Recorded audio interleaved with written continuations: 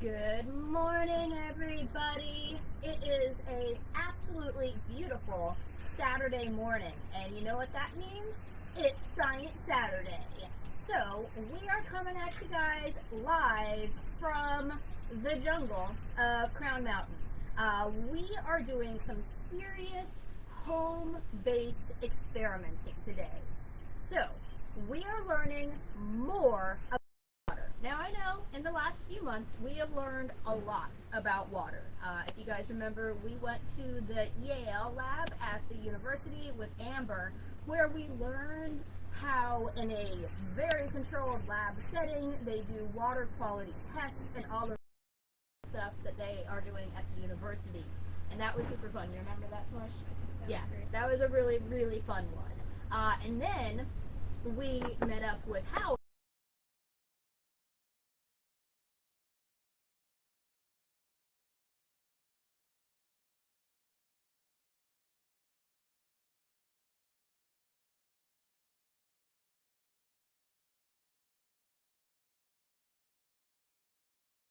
But now we are learning more experiments that you can do at home. And just a little bit of a this morning, because we do appreciate our sponsors. We are, first of all, to work with the Community Foundation of the Virgin Islands. You guys are amazing. Why we have these very nice mics and have been able to move into this really high-tech Facebook Live virtual world, and it is amazing. But now, in an effort to teach more about water quality, we have picked up some of these clean water science kits. Spoiler alert, I will have the fair with me on St. Croix, but today we are going to be going through these experiments live with a little bit of TV magic to show how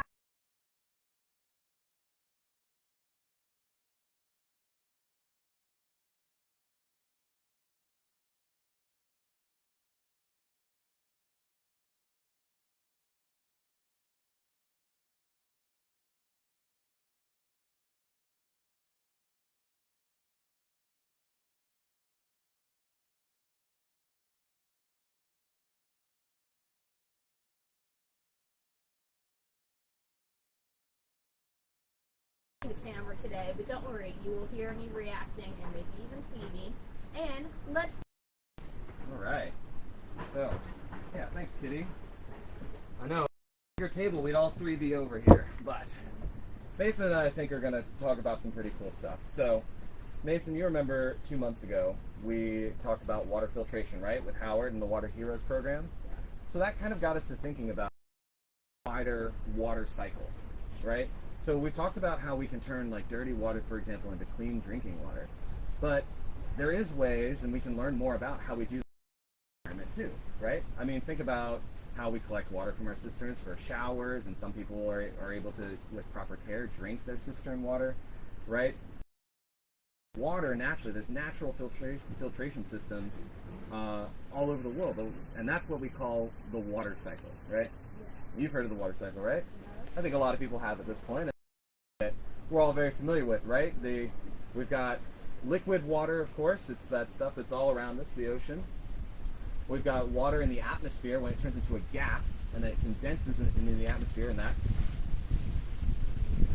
clouds. Yeah, yeah. In fact, we're gonna maybe spend some time making a little cloud in a glass today. And then, of course, once that gets heavy enough, it gets concentrated enough, it falls down as, like you said, rain, right? So this is what we call our water cycle. And the cool thing about water specifically is it's one of the few things on the planet that exists as a solid, gas, and liquid, kind of all in the same place. We don't see a lot of solid water around here, do we? Not quite, but we do see a little bit of it, right? You didn't see that iceberg the other day? Yeah, not quite, but it's still on our planet, right? It's still involved in our water cycle. So I wanted to start off. Let's go back and kind of review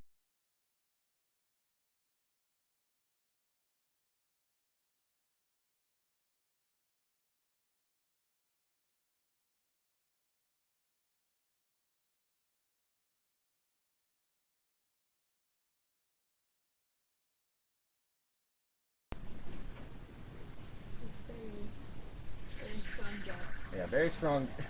Yeah, someday we'll talk about the difference between water pressure and volume and why I'm getting this really tight jet here, but let's start with that. So just a little bit of water, right?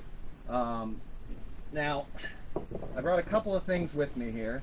Now we do have the dirt all around us, but I kind of wanted to use maybe a little bit of my culinary skills this time. So, instead of dirt, we're going to simulate dirt with a couple different things, the kind of dirty water that we can filter. So this is a filter from this Clear Water Science book. We're gonna build one of these in a second, but just so you can see what we're going for here.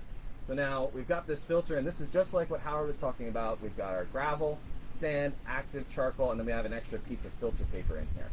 And that's going to actually protect against all these things that we're about to add to this perfectly clean water, right? So this came from our cistern. We treat our cistern, and so we're able to actually, we're fortunate enough to be able to drink this water, but not after we add a couple things. Take a sip of that.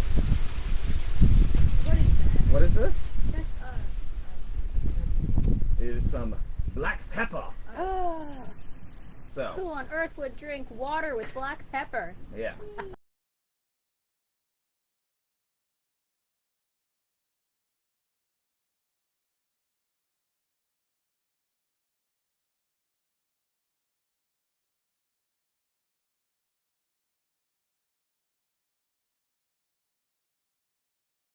Oil that might have gotten in this water, maybe a little bit smaller if we just kind of scoop some water up from the ground.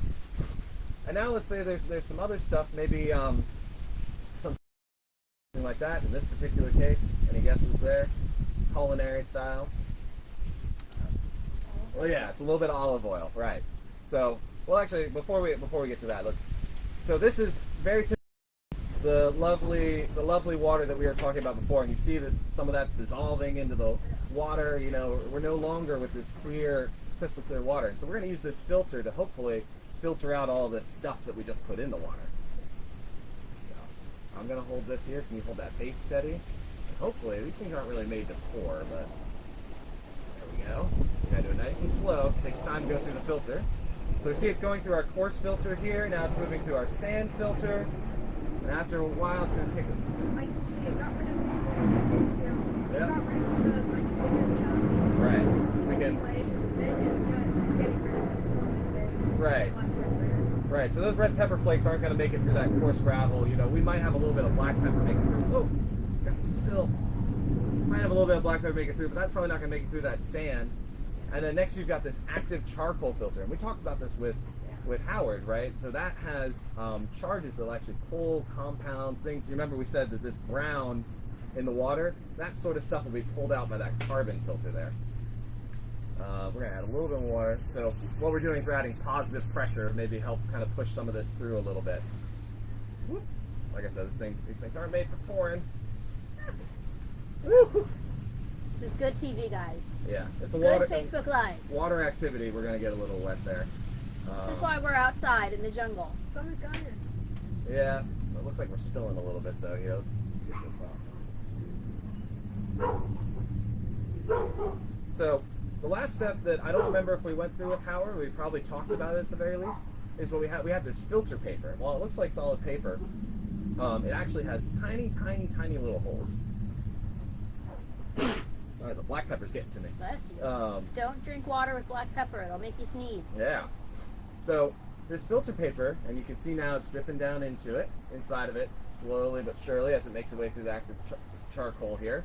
So that filter paper actually pulls off anything very, very small. And what that's actually really, really good for is when we have this. We have something so small that it's still as a liquid, right? Something like oil. Now, oil doesn't really mix with water, but we don't want it going through our filters. And oil molecules can be small enough that they'll pass through these physical filters and they won't be affected by the charge of the carbon filter.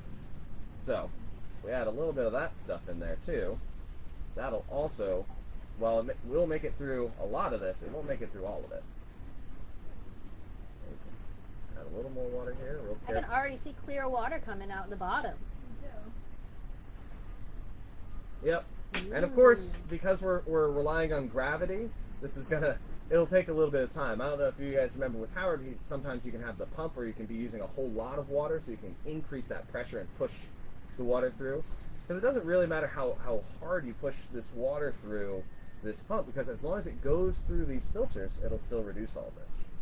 Now, this is a perfect example of what we know, and it's not very common around here, but we do have it here in the Virgin Islands, is groundwater. So when we get rain that rains down on the ground, it goes through, coarse gravel, and it goes through the ground because the ground's porous, right? And through time, after going through all of these layers in the ground, it'll accumulate in an underground cavern. And that's where people will draw from for wells. And that water has been through this natural filtration system, right? And we recreate this when we do things like the filters with the Water Heroes program, right? And so, yeah, it looks like we're dripping, and yeah, we've got some pretty clear looking water there. Much cleaner than what went in. I noticed this was definitely, it's red and orange and yellow. There's no traces of those colors. Yeah, exactly. So a lot of that's been removed. Yeah. So, how about as we build a little bit, we can talk through a little bit more about this. So now we're going to open up. We opened up a kit for this. So this is again the same set. And Mason, if you want to put that together, I'll talk a little bit more about what exactly is happening inside of these. So what we have here in the kit, of course, is we have our stand, right, where our filters are going to go on. We have some filter paper. Why don't we put that down there for a little bit? And then we have 4 of these filter pieces, right? These are interchangeable. And we talked about this a little bit last time, right? Why we go in this direction. Can you think of why we wouldn't want to, for example, put the filter paper on top? Because then it would get too clogged up with all the dirty stuff, and then it would clog up the finer holes. Right.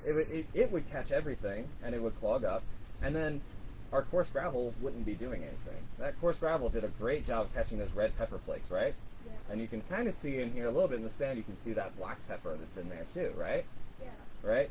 And so, and again, this filter, what it's really doing that these other 3 can't do is capturing the really small stuff, the oil and that kind of stuff, right? So that's why we go from coarse to fine. So why don't you want to get some of these open here? Start dumping. Well, before we do that, actually, let's get our caps inside of these. Otherwise, everything's just going to flow right through. I think those are. Yeah, we'll get to that in a little while.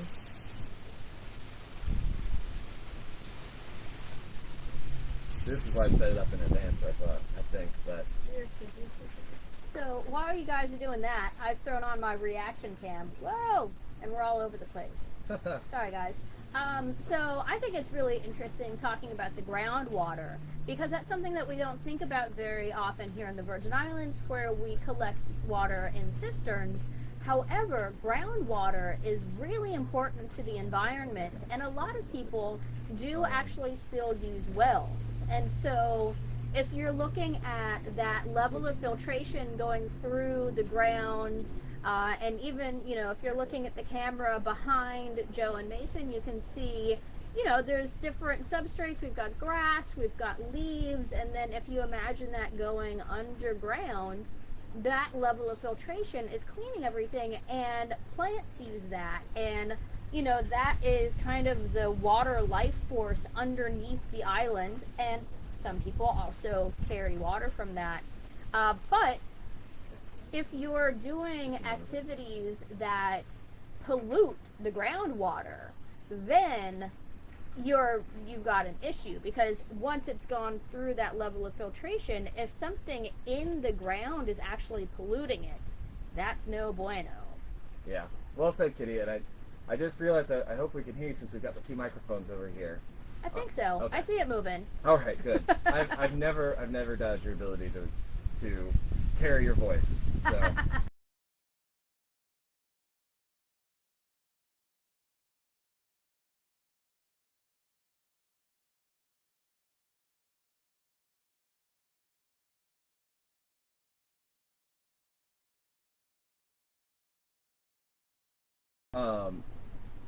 So Kitty, do we have any questions from the audience?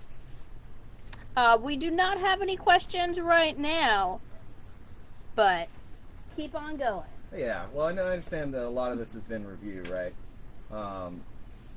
So, let's see. So before we put these caps in, This is a really cool system because it actually recreates a lot of what we actually use as well for water filtration for like municipal plants and things. A lot of them will go through this carbon filtration system in this system, and then will be a couple chemicals will be added, like things like fluoride to help with tooth health and things like that are really important. And so this mimics a lot of that really well. So the first thing we do here is we're going to put a little bit of wax on these little caps that came in the set. Just on 2 of them. You see how I did that like that? And you just want it on one side, on 2 sides. You want it still a little bit open. And these are really, really tiny. I'm pretty sure you probably can't see them on the camera. But we're just taking a little bit of soft wax, and that's going to help those caps stay in place. So here you want to put a little bit on the other side, but don't totally close it off. In the meantime, I'm going to take these empty caps, I'm going to put them in this filter here, and I'm going to just kind of use a little pointy thing here that I have.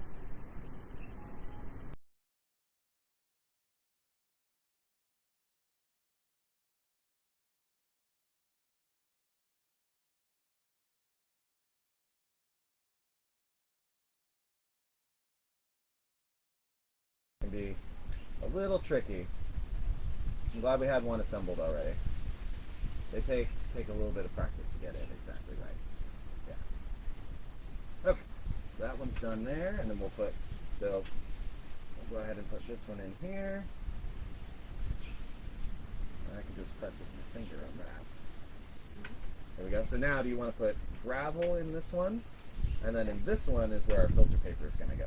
So in the middle one, so the first 2 don't have the wax, the second 2, or the first one doesn't have the wax, the second one and the last one, or sorry, the second and third, I'll get it right. The second and third have this wax to kind of hold that filter in place. And so then if you want to put either our sand or our charcoal in that one.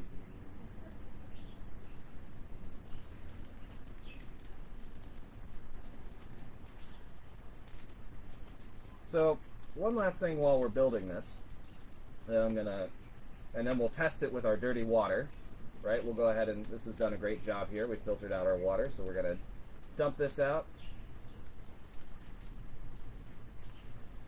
And we'll go ahead and dump this out, and we'll start fresh again on this one too. And this is all cooking material, so that's why it's going into the garden. Not actually pollution. Right. I don't think all the pepper is gonna hit anything. No. No. Maybe I'll start growing some pepper. Aren't like black pepper? Aren't those berries? Are they? I've seen black pepper like not dried, used in cooking, and it looks like a berry. Yeah. I'm so confused about that. Why did they get the same name? We'll have to do a Science Saturday on that. So now Yeah. here you want to do the active charcoal, and then You while guys you're know I'm in full support of any Science Saturday that involves Yes. cooking. Of course. And then while you're doing that, I'll go ahead and just put our filter paper in. And so since we want our filter paper to catch everything, I'm just going to push it in like that so that it sits right at the top. And so that sits just like that. That's going to be our last step, so that'll sit at our base. And then we have our active charcoal after that, and then we have our sand and our coarse gravel. And then when you're ready, we'll start to test it. So I'll go ahead and take this one away for right now. Did a great job. But so now we've got our clean water once again. We've got our test water. Clean water as well. So now I'm going to add, so again, we're going to add our black pepper. Yummy, yummy. We're going to add our red pepper. You're going to see that water already starting to change colors as that kind of swirls and mixes in. Tell you what, I can smell it from over here, and it reminds me of when we made ceviche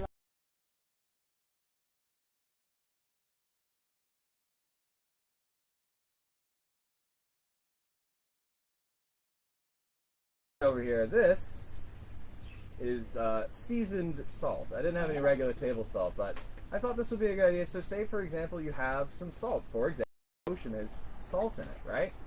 So salt is a little bit different from some of our other things that we've added in here. It's a mineral, and it's what's called ionic compound, right? Sodium chloride. So what that means is when it's in the water, it actually dissolves. It doesn't just stay as a particle that's sitting there floating in the water. And you'll see, right, we see a little bit visually, but it's going to actually dissolve into that water. And this actually poses a challenge for these filters like this, because those dissolved particles, rather than the whole particle that can get caught in the filter, the dissolved particles are only an atom wide. They're very, very small atoms, right? And so those can usually pass through everything, and they're going to pull through with the water, and they're not going to get pulled out from that active charcoal. And so this is what we talked about when we talked about the water here, is we can't turn salt water into fresh water with our physical filter. Why don't we give it a shot? What do you think? Yeah. All right. For science. For science. Ooh, good question. I don't think we do, unfortunately. So, how about this? How about you this time, and I'm going to hold these nice and steady. Just nice and easy. Uh-oh. There you go. Stop. Put that filter down. So you see that's already going down through. That looks like we did a great job with that filter there. The coarse gravel's already capturing a lot. We still got a little bit of black pepper, but it seems like it's going down. We want to add a little more. And see, even some of that oil is congealing. And ooh! The most important part of a water experiment, of course, should have been to bring towels. Yeah.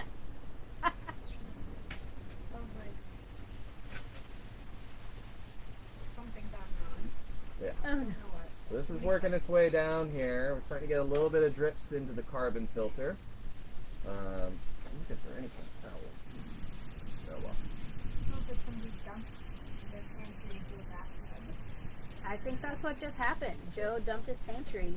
I'm gonna just take off this base, dump that out there.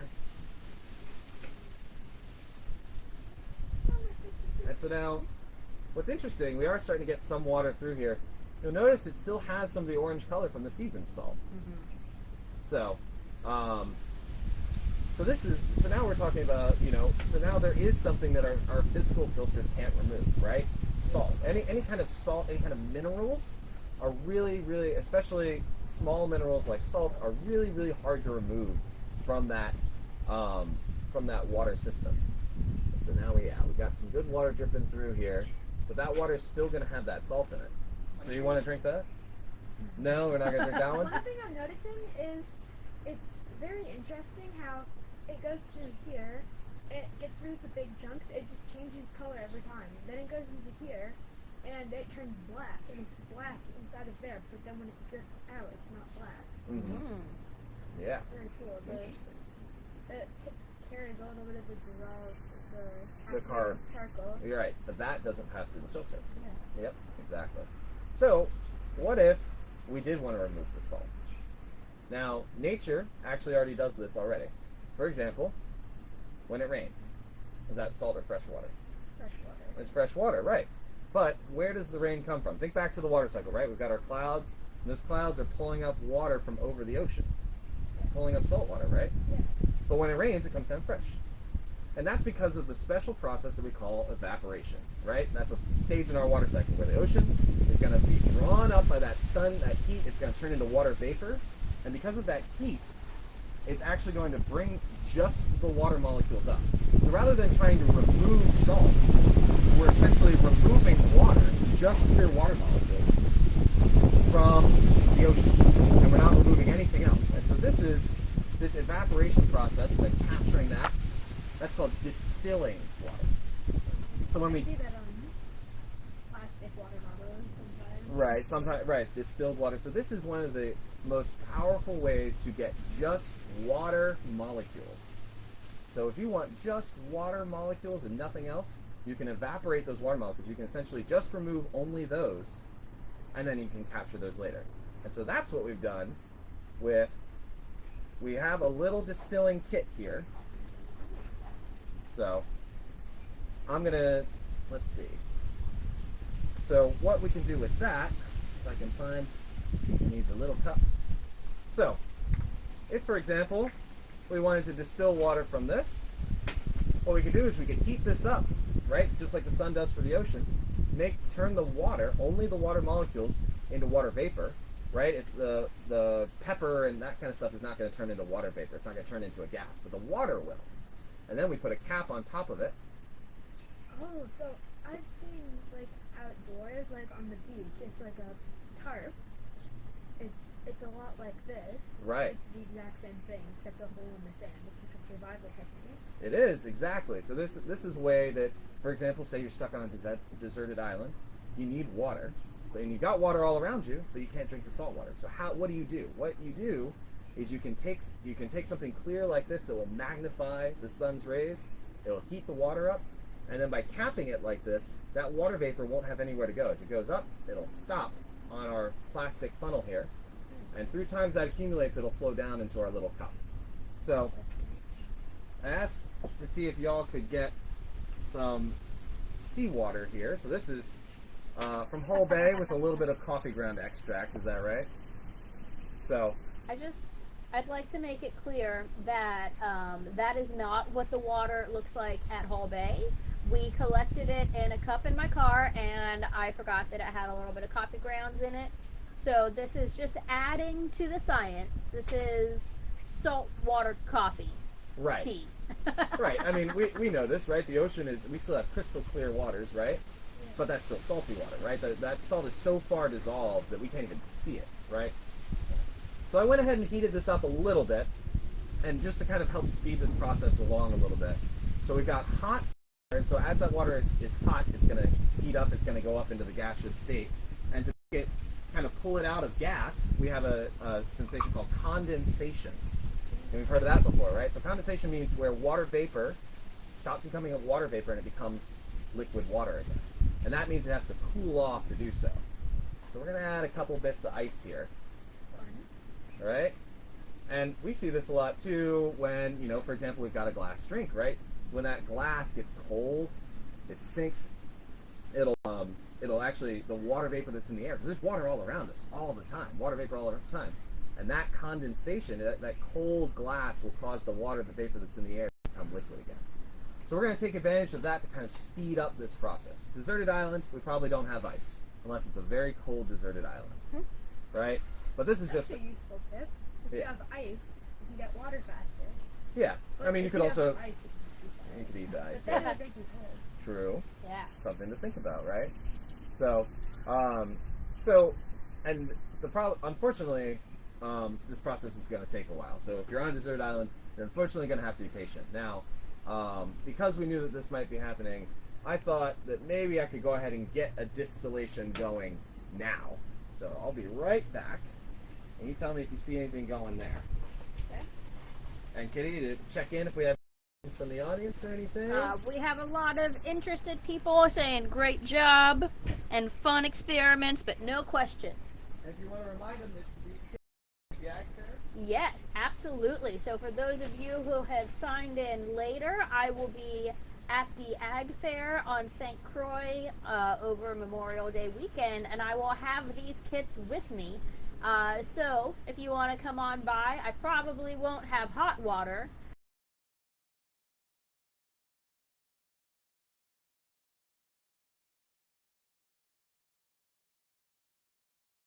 These were purchased, as I said before, with amazing funding from the Community Foundation of the Virgin Islands. But we got them from homestools.com. I hope I said that address right. It's not in front of me right now. We'll have to put the link in the chat later. So I did this a little bit earlier. I didn't use salt water necessarily, but we can do the same effect with, for example, tea, right? Which dissolves into your water. That's what gives it some flavor. So this is some ginger tea that I brewed, and admittedly it's a little bit. You love ginger lemon tea? Here, why don't you have a little bit of that then? That's perfect. Perfectly safe to drink, just some ginger lemon tea. Go ahead. Not salt, Thomas. Oh, good. Right, so I heated that water up to kind of help move this experiment along. You could do it by using the sun, for example, but in this case I boiled the water to steep the tea. Now, this has been sitting over there for a while. You can see that the ice that I had put up here much earlier is melted. But we can take this little cup off, and if we look in here, Kitty, can you see there's some water in there? Oh, yeah. And this started off dry, just like that one. And this water came from that tea. So Mason, you want to take a sip of that?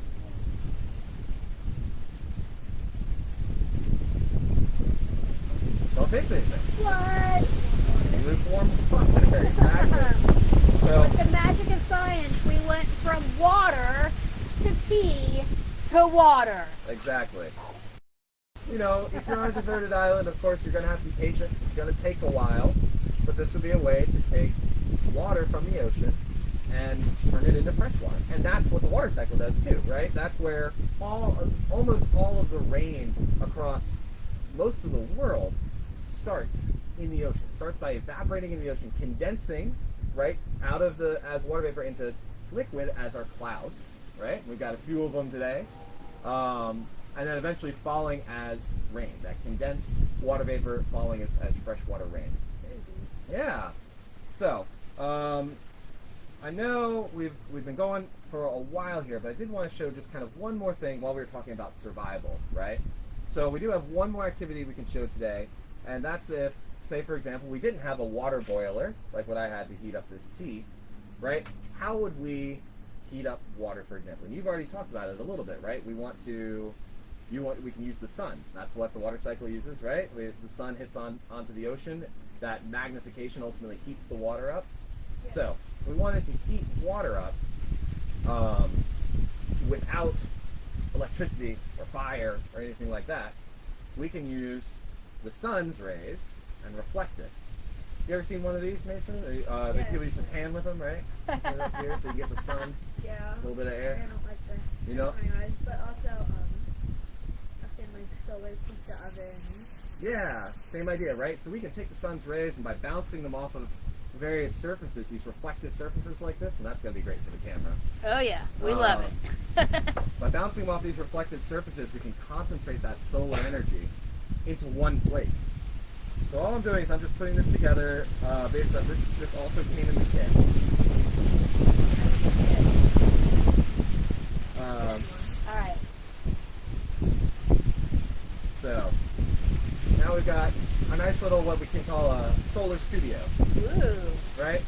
So now if I take a little bit of, let's get a little bit more water in our this cup is, so it's black and it's opaque, and that's on purpose because black is going to absorb heat, it's going to absorb light energy, it's going to heat up. And remember, that's what we're trying to do, is trying to heat this water. So this is again coming right out of the hose spigot, so it's going to be from our cistern, which generally on the cooler side, it's under the ground.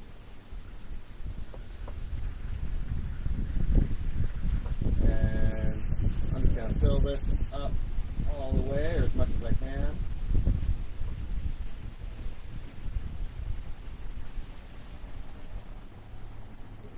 Alright. That's pretty gosh darn full. What do you think? How's that feel? Is that warm enough yet? Not really, right? So in fact, water vapor, because it's so close, because it along this surface layer, it's only going to be evaporating a little bit. Let's weigh some of this stuff down. The wind's picking up. Water vapor is always going to be evaporating a little bit, but we'll need it to speed up a little bit more if we want to get a significant amount of water, right? And especially if we want to really generate some heat. So what we're going to do, let's use this glass. I'm going to pull this out here. The tea for the garden. Why don't we put our cup in our solar studio here? All right? And we're admittedly in the shade because cameras don't really like to be in the sun. Yeah, a little bit of sun. A little bit of sun over there for you guys. And so now we're going to add our magnifying glass, which would be our glass, right? So normally you would want as clean a glass as possible because glass is a really good magnifier, right? So it's going to take all the light rays that are bouncing off of the sun here, that are bouncing off of the sun, it's going to magnify into this area, and it's going to keep. The thing about glass is, you think about like greenhouses or things, right? Heat will go in, but it gets trapped in there. It stays in there. So it's a really good way to concentrate your heat, right? Yeah. So, and so now we could put this into the sun, we could wait for a while, and then over time that water would heat up, right? And we could use that for our distillation. We could use that for a process called pasteurization, where we can actually heat up water enough that we kill any of those microbes, those viruses, right? Those things that we filter out with our filters, but would be another way we could make water safe enough to drink. I was always confused about what pasteurization meant. I thought up until recently that it involved cows somehow. Well, yeah, so you've heard pasteurized milk, right? Yeah. Right, so pasteurized just means that it's been heated to a safe temperature to remove any bad bacteria and microbes. And so it's a very common practice in dairy, because since that's coming from an animal, especially not the same species as us, it might have some microbes that wouldn't necessarily be good for us. Yeah. So, but in particular, the reason that they'll once they pasteurize it, it'll be very sterile milk. That's why we have to refrigerate it, right? Unpasteurized milk is actually shelf stable, right? So,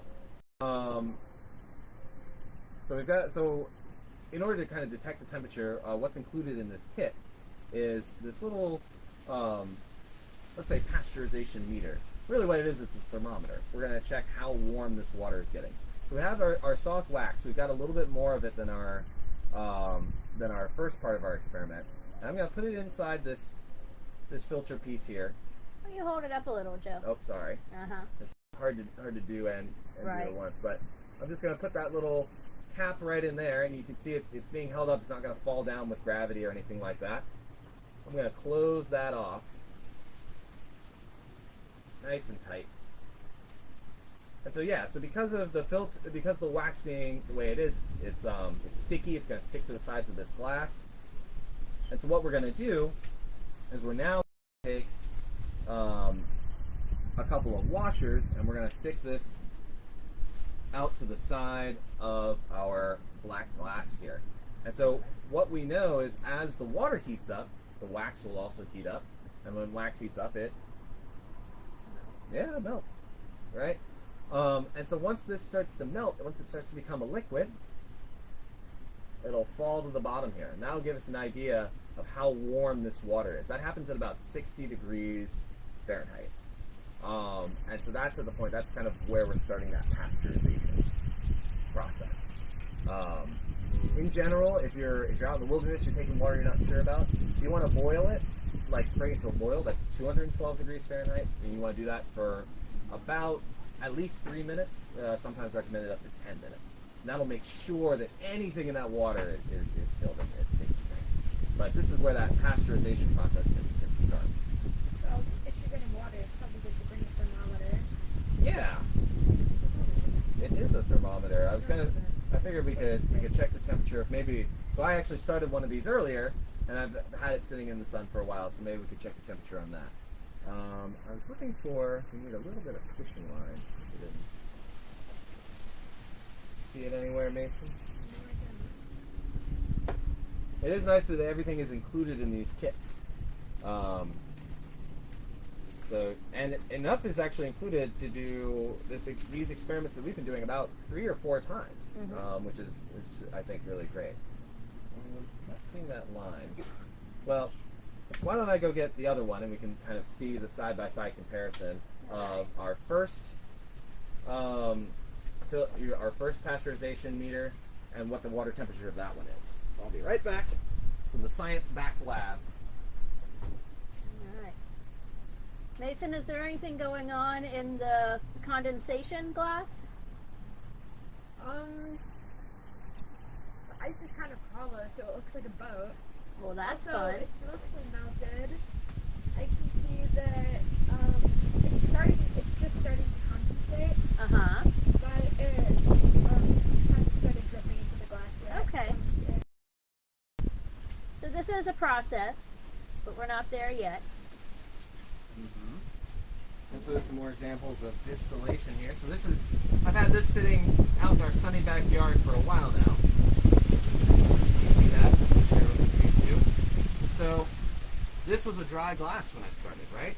But we've gotten all of this water vapor inside here because that water has been heated, it's vaporized or evaporated, right? And then it condensed inside of this glass. Why don't you feel that? Feel that right there? Feels warm, right? Yeah, right. It feels warm.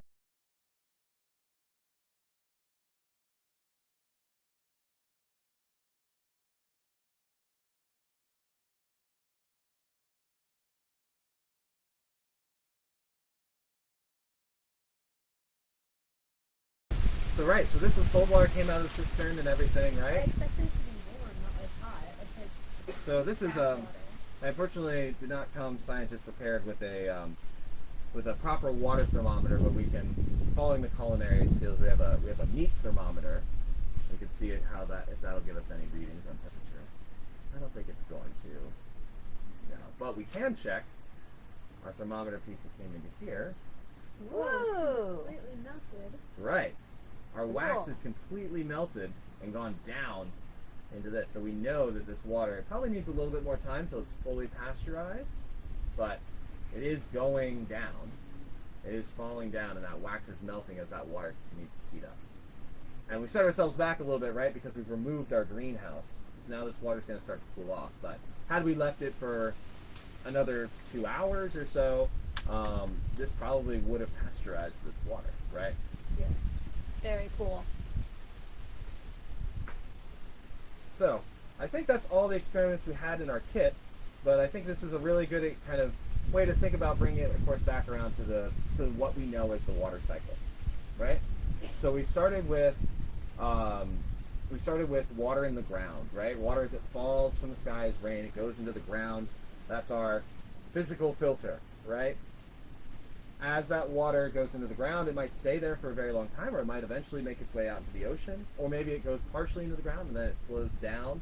We have such steep hillsides here, that's what we see a lot of, right? Yeah. That water goes into the ocean. Once it's in the ocean, right, it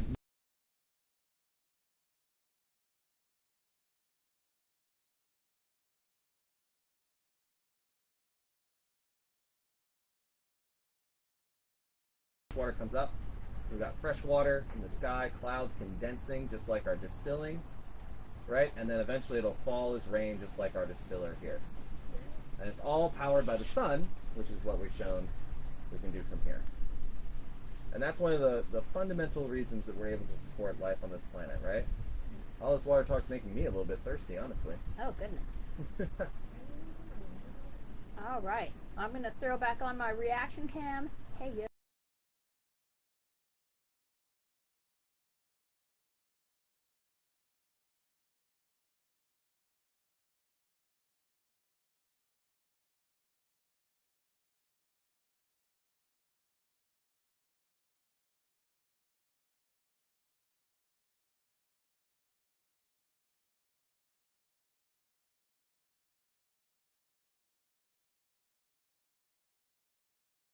Again, that is thanks to our amazing friends at Community Islands. We love you guys and all the support that you give Science Saturday. This is actually hooking into another one of our programs supported by CFBI, Refill Bottles, Not Dumpsters, and that's where we are trying to get filtered bottle-filled stations into all of our schools in the territory. So connecting clean water in our schools with clean water in our science experiments on the weekend. So I hope to see a lot of people at Ag Fair safely with your masks, please, and have an absolutely beautiful, amazing Saturday. And next month we will see you again on this Saturday of the month, and I have absolutely no idea what we're gonna do. Isn't that fun? All right. Thanks, guys. Bye. Thank you.